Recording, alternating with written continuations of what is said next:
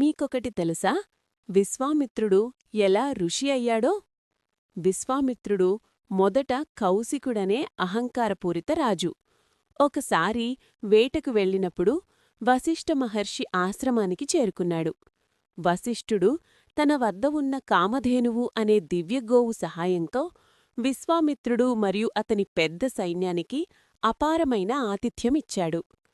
కామధేనువు మహిమను చూసిన విశ్వామిత్రుడు ఆశ్చర్యపోయి దానిని తనతో పాటు తీసుకెళ్లాలని ఆశపడ్డాడు. వశిష్ఠుడు నిరాకరించటంతో విశ్వామిత్రుడు కోపంతో తన సైన్యాన్ని ఉపయోగించి కామధేనువును బలవంతంగా పట్టుకోవాలని ప్రయత్నించాడు. కాని కామధేనువు తన దివ్యశక్తితో సృష్టించిన సైన్యాల ముందు విశ్వామిత్రుడి సైన్యం పూర్తిగా ఓడిపోయింది. ఈ పరాజయం విశ్వామిత్రుడిలో పరివర్తన తెచ్చింది. భౌతిక శక్తి కంటే ఆధ్యాత్మిక శక్తి గొప్పదని గ్రహించాడు. అహంకారాన్ని వదలి రాజ్యాన్ని త్యజించి అడవికి వెళ్లి కఠోర తపస్సు చేశాడు.